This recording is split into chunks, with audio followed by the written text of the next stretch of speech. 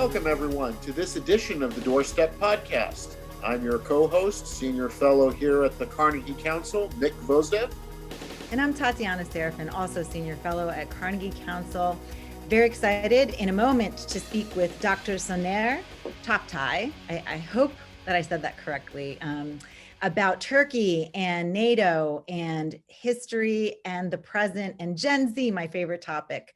Before that, though, I want to take a moment to acknowledge something that's happened in the United States that I think may take over the conversation for our midterm elections, for U.S. global engagement and what it means as we turn internally.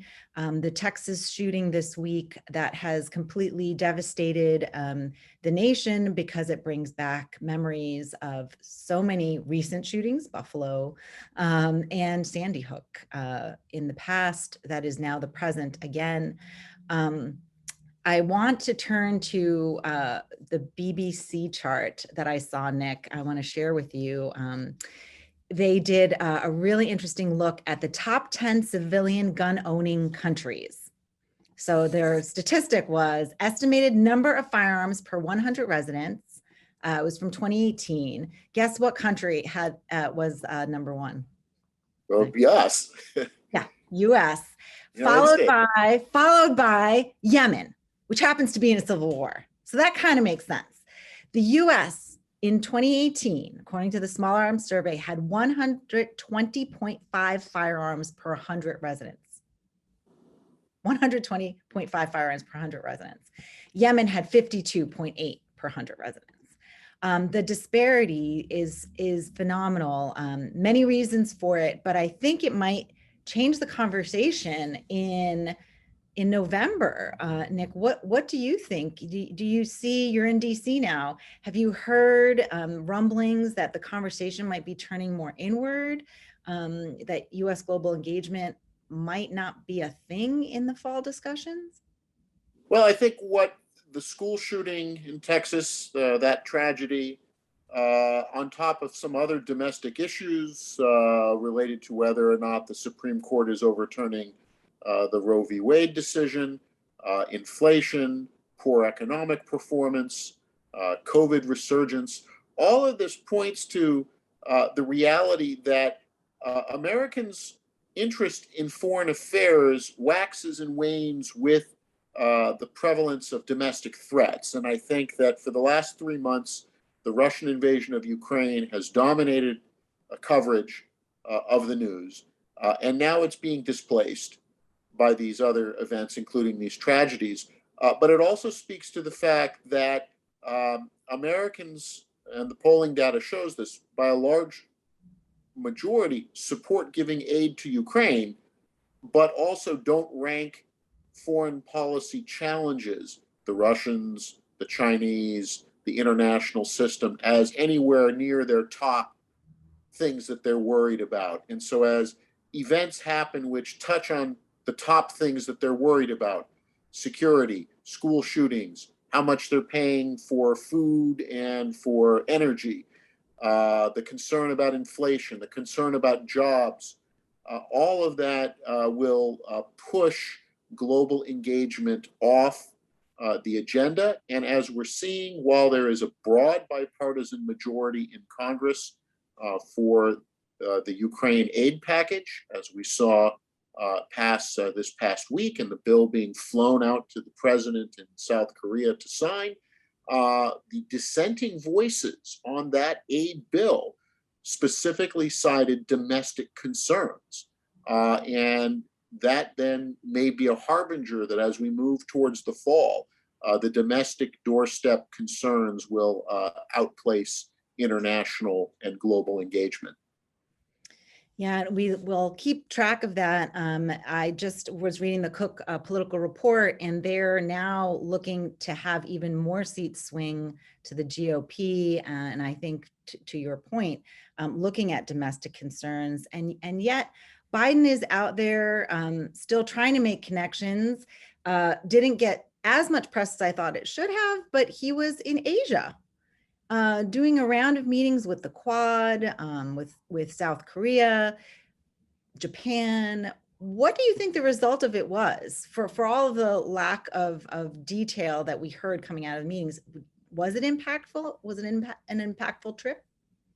It's impactful in that the president is trying to weave together a group of partners in the Asia Pacific region that will work together not only on security, but on economics and technology and supply chains, and connect it to partners in Europe. The problem that the president has is he's going with, you can have all of these great declarations. And of course, he also raised some questions about his declaration about that the United States would intervene militarily to defend Taiwan if it were to be attacked by China. But he's doing so in the context of really at the margins. The president's laying out a narrative in Asia about democratic countries working together, that we can all benefit, that our economies will all benefit, but he doesn't have a Congress that is going to pass some of that necessary legislation. And the fact that it didn't get as much coverage suggests that it's not yet resonating as a message among Americans. It's just the president's in Asia, but they're not necessarily seeing how it's connected directly to these concerns about jobs, energy, and security. Well, speaking of looking for partnerships, we're going to speak now with Soner Cagaptay about our new potential partner with the Reset, Turkey. We'll see what he has to say in a minute.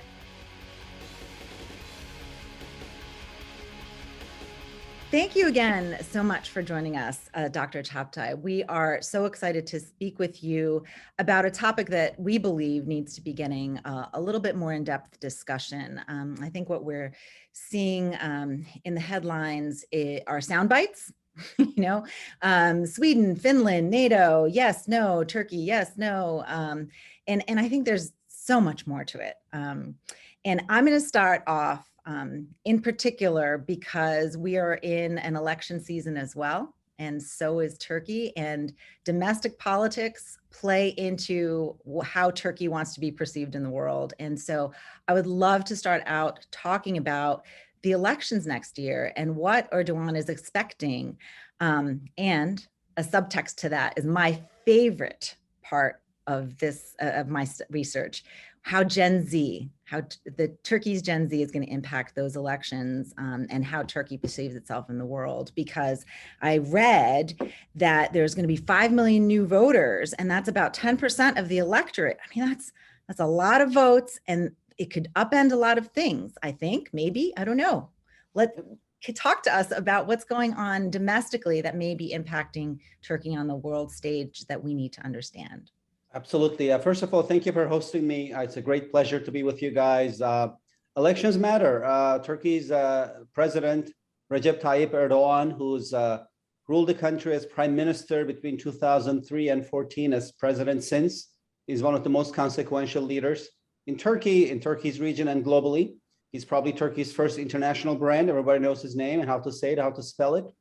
But Erdogan also has challenges. He's notwithstanding autocratic rules, still presiding over a democratic culture and democratic institutions, many of which he has gutted, but he faces a very vibrant opposition and has got some challenges. He's won until recently a dozen nationwide elections, primarily on a platform of strong economic growth. That's Erdogan's bright side. He also has an illiberal side. He's a nativist populist leader. He demonizes, brutalizes, and cracks down on demographics, unlikely to vote for him. So that has created immense amount of polarization in Turkey. But until recently, Erdogan was able to bypass that problem by delivering growth, and he has lifted masses out of poverty and built a base not only that loves his conservative message, but also loves him because he has done for them well economically. That's no more the case. Turkey's economy went into recession in 2018 for the first time under Erdogan. That was an unbroken record of 15 years of growth. That's why the shock has been pretty severe, especially Gen Z voters who have never experienced recession in their lifetime because they were born and raised into Erdogan's prosperous Turkey. They're having an especially hard time. Turkey's population is 84 million people. There's about 1 million people in every age group.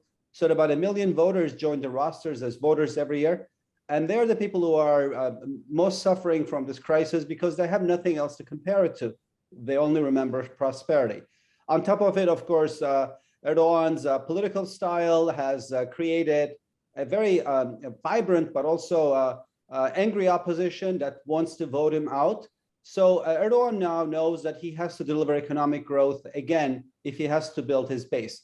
Luckily for him, elections are not until next year, June 2023. But some analysts are saying the economy in Turkey is in such bad shape, its inflation is approaching triple-digit levels. So imagine what we have here. We're worried that it's going to reach 7%. In Turkey, it's 70%, maybe going to reach 100%. So economy may not hold. And some people are thinking maybe he might want to do early elections later this year, enter the Turkish crisis in NATO with Sweden and Finland. Now, Turkey's historically speaking population has a love and hate relationship with Europe. I would actually argue it goes both ways. I think Europe has a love and hate relationship with Turkey, most countries at least that is. So that means Turkey's citizens love a good fight with Europe that they win. And I think Erdogan is doing that. It's not the reason why we have this crisis in NATO. I think Turkey has legitimate concerns that there are fundraising networks by this group called Kurdistan Workers' Party, PKK, in Sweden. It's a terror designated entity by the NATO alliance, so these networks should not be allowed. And the Swedes also have contacts with this Kurdish group, PKK, Syrian branch called People's Protection Forces, YPG.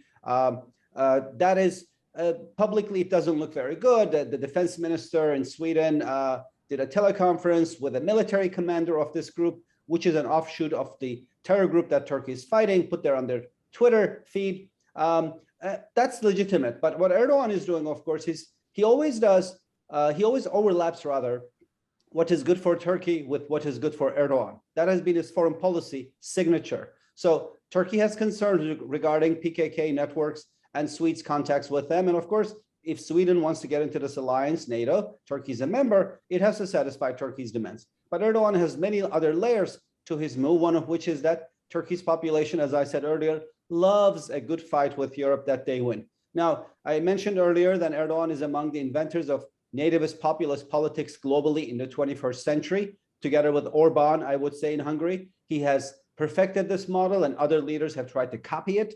But Erdogan and Orban are still, I would say, its inventors, and they do a very good job of it. So Erdogan thrives on his global strongman image domestically. And if he can get the Swedes, and I think he will, agree to some of Turkey's demands regarding PKK, it doesn't matter that he gets, he may not be able to get them to agree to all his demands. He controls, Erdogan, that is 90% of the media in Turkey. He can write the narrative of complete victory. It's the reversal of the Ottoman defeat in Vienna, right? This is going to be the victory at Stockholm. And of course, he's going to take this back home and the voters will love it. Now, whether Gen Z voters will take this is a different story because there's another part of Erdogan's legacy. It is that he's been in charge for about 20 years now, just about 2 decades. Support for him among voters about the age of 40, 45, meaning people who remember Turkey before him, is roughly at a ratio of 1 for him, 1 against him. That was until recently. Support for him among voters under 35, people who don't remember Turkey before him because he's been in charge for 20 years, is at a ratio of 1 for him, 2 against him. And that has a lot to do with the fact that Gen Z voters abhor the fact that Erdogan is a Jacobin politician also. He likes to shape Turkey in his own image, using government resources, public funding, and education policy. And Turkey's Gen Z voters are, I would say, Turkey's first, horizontal generation. They share more with voters, their peers outside of Turkey in their own age group than with the other age groups in Turkey. So they don't understand a world in which you have an autocratic president who bans Twitter and who tells you, you have to live like this and you can't do that. And socially, this is not acceptable. And I think his biggest problem is that his top-down, socially conservative, Jacobin political style does not sit well with Gen Z voters. So he's a politician with multiple challenges, which is why I call him in my latest book, Sultan in Autumn. Well, and you're talking about socially conservative, top-down. You mentioned Orban, but of course, people have also drawn some comparisons to his neighbor to the north, to Vladimir Putin. Erdogan has had a pretty interesting frenemy, friend, sometime opponent, other time with Putin. But as we now have the Ukraine invasion, on the one hand, Turkey has been supplying Ukraine with some of the equipment that has been most effective in helping the Ukrainians stem the Russians. On the other hand, not joining the sanctions. Turkey is still a hub for Russian energy, but of course, that energy is needed in Europe and elsewhere. And then, of course, also in the Eastern Mediterranean, which is that if Europe is going to diversify further from Russia, the Eastern Mediterranean becomes more important. And Erdogan has been, again, alternatively helpful and constructive and unhelpful based on whose perspective you talk to. How do you see Turkey navigating, under Erdogan, navigating the demands of its different partners, Russia, Ukraine, the Europeans, the United States, moving forward? And is that a source of vulnerability for him in terms of how the Turkish electorate will view him as they go to the polls? One of the reasons I love studying and writing about Turkey, and I've been doing this for just about 3 decades now, is because I believe if countries could be vegetables, Turkey will be the analytical onion. It doesn't have a core. You peel it, you think you got to the core, it's not there. It's a country that defies Manichaean binarisms and broad generalizations. And that's also the case in terms of Turkey's democracy, whether the country resembles Russia, because a lot of people compare Erdogan to Putin. I would say while Erdogan and Putin, Turkish and Russian presidents respectively, have a strong bond, which I'll explain in a second, Turkey is not like Russia. Whether when it comes to its democratic record, again, using the analytical onion concept or comparison, I think Turkey is not a dictatorship, so it's not Russia, but it's also not a democracy. It's a democracy that has fallen under an autocrat. So to me, it looks more like Hungary and Poland, similarly democratic countries that have fallen under autocratic leaders. And there's, as happened in Hungary and in Istanbul and Ankara recently, Budapest in Hungary, these leaders, autocratic leaders, have lost their big cities to their opposition, liberal opposition parties. That could never happen under Putin's Russia. That's why I think the analogy is that Turkey is more like a democratic country that has fallen under an autocratic leader. But Erdogan and Putin get along quite well. And that's really interesting because Russia is Turkey's historic nemesis. If you kind of wanted to write a short history of the fall of the Ottoman Empire, you could write it in reverse through the rise of the Russian Empire. Pretty much everything that the Ottomans owned in Europe and around the Black Sea once has been taken from them by the Russians. The Caucasus, South and North, Crimea, Southern Ukraine, Southern Russia, or has been helped to independence by Russians in the case of the Balkan states. So pretty much the Russians, starting with contact during the time of Catherine the Great, brutalized the Ottomans.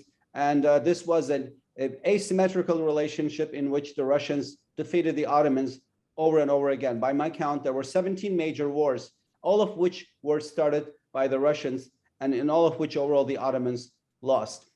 So that's still the case. Turkey and Russia do not see eye to eye on East Med issues, on Cyprus, on Ukraine, Black Sea security environment, or Russia's annexation of Crimea, which Turkey will never accept. So that explains why Turkey supports Ukraine militarily, and also in Syria, in Libya, where it looks like Turkey and Russia share power. These are actually areas where they have had proxy war and have agreed to come to sort of a ceasefire. It does not make them allies. A lot of people jump to conclusions because Erdogan and Putin get along so well to say Turkey and Russia are allies. They're not. But Erdogan and Putin have a bond. So recently when Erdogan's candidate lost elections for Istanbul's mayor, Putin called Erdogan. A friend in government called me and said, what do you think Putin was telling Erdogan? Was he congratulating him? I said, no, Putin probably called him and said, how do you lose elections? Because that never happens to me. So Erdogan's challenges are multiple at home, but what he's trying to do, as I said earlier in Ukraine, and that he's a Janus-faced politician, just as he delivers growth, but also polarizes to stay in power. He helps Ukraine militarily, but wants to keep economic ties with Russia open, because remember, for him, it's all about winning the next elections. And that cannot happen if Turkey's economy does not open strongly after the pandemic, meaning Erdogan wants to deliver double-digit growth or growth nearing 10%. Russia is an important partner to Turkey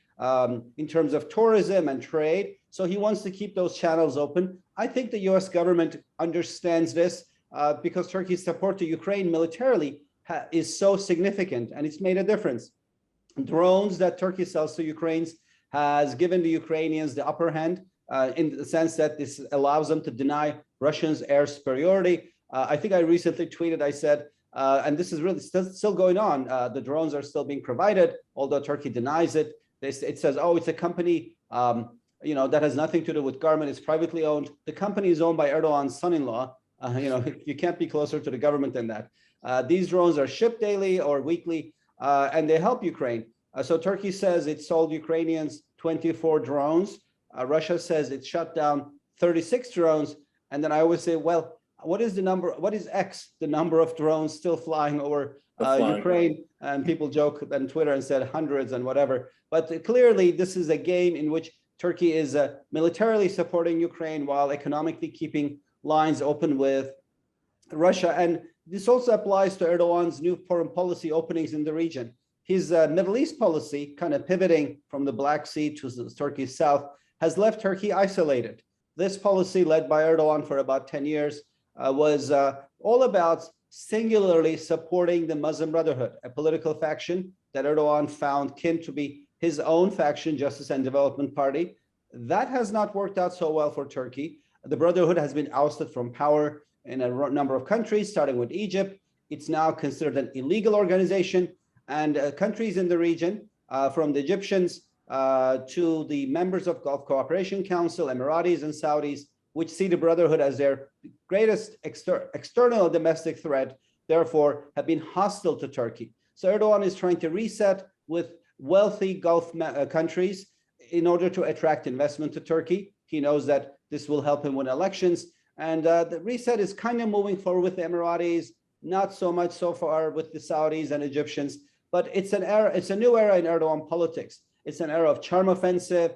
It's an era of trying to attract investment, even try to curry favor with President Biden. So it's all over resets, and it serves only one goal, helping Erdogan win elections again. Let's see if that will work out. Fascinating. I love the kind of historical background that you've taken us through, because I think it's so important in understanding a country's psyche and mindset. And certainly in the war in Ukraine, the history is everything. So I think that we're getting that sense. What historically, or how historically would you talk about US-Turkey relations for our audience to understand, why Turkey? Why are we talking about Turkey now? Oftentimes what we try to do at the doorstep is explain why we need to look outside, why, the everyday Americans need to look outside. So what is that relationship over time? I love using history to explain contemporary politics. I'm a historian of late Ottoman Empire, early modern Turkey. In fact, I wrote my dissertation at Yale on the Ataturk era in Turkey. It explains so much because that's when the house that we call Turkey, the country, was built and finished. And although that happened 100 years ago, it still explains so much of Turkey's psyche, its relationship with the West. Ataturk wanted Turkey to be completely Western, but to be compete with European countries and to be better than them.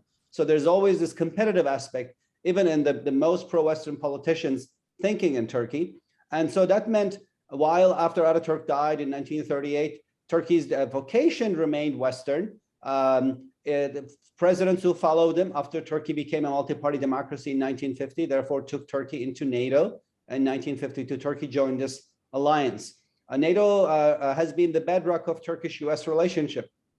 Now, Turkey's ties with different countries are driven by a variety of dynamics, ethnic kinship with Azerbaijan, under Erdogan, religious brotherhood with Qatar, and of course, money. Cultural similarities with Mediterranean countries such as Italy, proximity and geographic similarities with countries such as Bulgaria, Georgia. By the way, Turkey loves its Black Sea neighbors because they provide Turkey with allies against Russia. So Turkey's best relations are with its Black Sea neighbors, Romania, Moldova, Ukraine, of course, explains Turkish support, Georgia and Bulgaria. And then there's trade, Turkish-German ties, driven mostly by trade and diasporas. When you look at U.S.-Turkish relationship, none of these factors are at play. It's not driven by trade, diasporas, historic or geographic proximity, or ethnic or religious ties. It is U.S.-Turkish relationship is mainly defense-driven. It started with Turkey's accession to NATO. The Soviet Union represented to Turkey the Russian threat continuing in a disguise that made Turkey a very staunch NATO ally. Following the fall of the Soviet Union, cooperation in the Balkans, first in Bosnia, Macedonia, Kosovo in the 1990s, but also defense projects kept the two countries connected. F-16 fighter plane project, to which Turkey joined in 1980s, has kept the relationship strong. Now the F-16s are going to be phased out. A new fighter jet project is in place, F-35. That was supposed to take the U.S.-Turkish relationship forward for the next 3 to 4 decades, because these defense projects are multi-decade projects. But Turkey recently purchased a Russian-made missile defense system, S-400, and for that, the Congress has legislated sanctions, as a result of which Turkey has been kicked out of F-35. That doesn't bode well for the future of U.S.-Turkish relationship, which means you no more have the bond that ties Turkey and U.S. And in the absence of that, I think the two countries risk coming undone. So why would Turkey do something like that and purchase the S-400 missile defense system? It goes back to Erdogan's relationship with Putin that we discussed briefly earlier.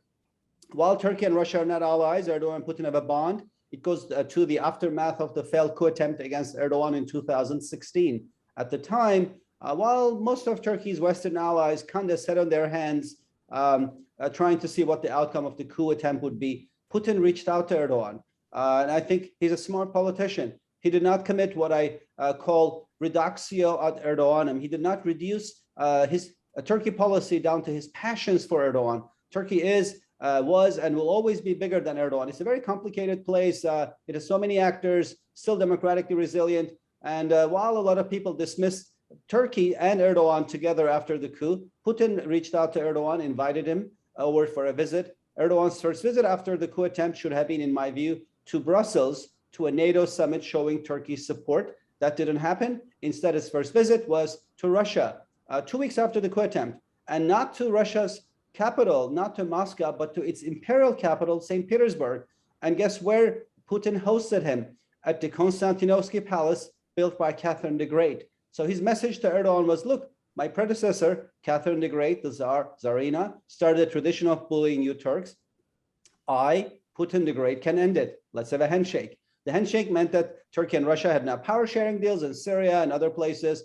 And Erdogan, I think, also sees Putin as the protector of threatened leaders globally. And he appreciates the support Putin has given to threatened leaders, which means if Putin stands behind you, you don't fall. Examples include Chavez, Lukashenko, Maduro, Assad. Not that Erdogan is like any of these leaders, but the point is, I think Erdogan feels safe that if there's a protest movement against him, or he's in trouble at home, he can always turn to Putin. And of course, Putin's platitudes don't come for free. If you had to ask me and said, Soner, when do you think Erdogan decided to buy the S-400 missile defense system from Russia, a purchase that has caused a near fissure in U.S.-Turkish and Turkish NATO ties?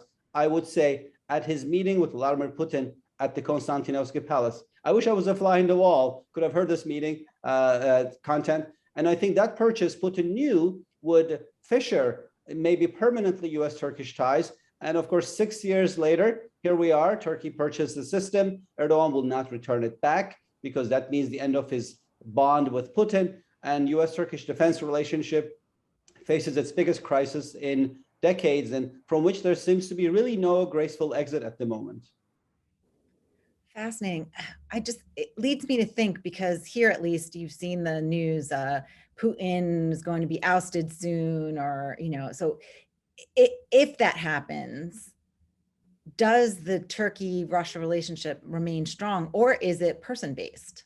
I think it's completely person-based. I think this will be Erdogan's exit. He would be able to return the S-400s because his bond is mainly with Putin.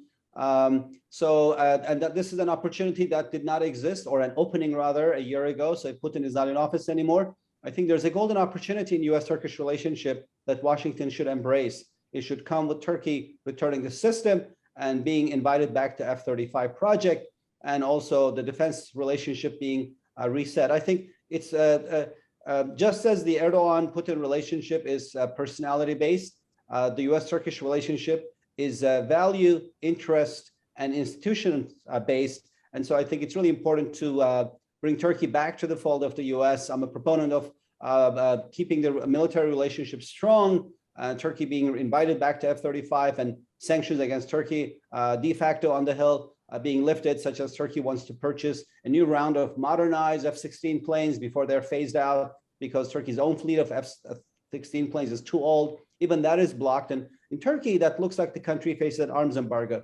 So having said that the US-Turkish relationship is defense-based, I think it's really important to keep the defense space alive and rocking. I think, one of the other areas we talk a lot about, or at least over the last few months, is China. Right. Where is China in this story? China is not a huge player in Turkey in the political context because it's got so much other stuff going on, and it's a Belt and Road Initiative kind of bypassed Turkey. They purchased a port in Greece next door. Chinese are also buying assets and infrastructure in the Western Balkans. But it has a lot to do, I think, and they have made some investment in Turkey, soft loans, which has helped President Erdogan build highways and tunnels and bridges and metro systems, creating demand and jobs, and of course, trying to boost his base. The Chinese are largely missing. I think it has a lot to do with their perception that, notwithstanding Turkey being completely quiet on Chinese persecution of Uyghurs, which is shocking because Uyghurs are Turkic and Muslim, so they are related to Turks through language, history, and culture. I'm a native speaker of Turkish. When I hear Uyghur, I say I understand at least what is going on. So these similarities are real. And Turkey has been, though, completely quiet of the Chinese persecution of Uyghurs. That's because Erdogan is trying to secure further soft loans from the Chinese, and even maybe a swap line. There's already one with the Chinese central bank. He's got another swap line with the UAE. After Recep with them, he wants to broaden the content of the swap line between Chinese and Turkish central banks. But the Chinese are not taking the bait. Here's why. They know that Turkey is one of the centers of the Uyghur diaspora globally. The Chinese Xinjiang, or East Turkestan, was a nominal part of Chinese empires for centuries, but kind of ran its own affairs. It became part of China only after the Communist Revolution in 1949. The Chinese went in. The rulers of the area fled. This was in 1949. Turkey was eager to get into NATO, so it was trying to prove that it was a great US ally.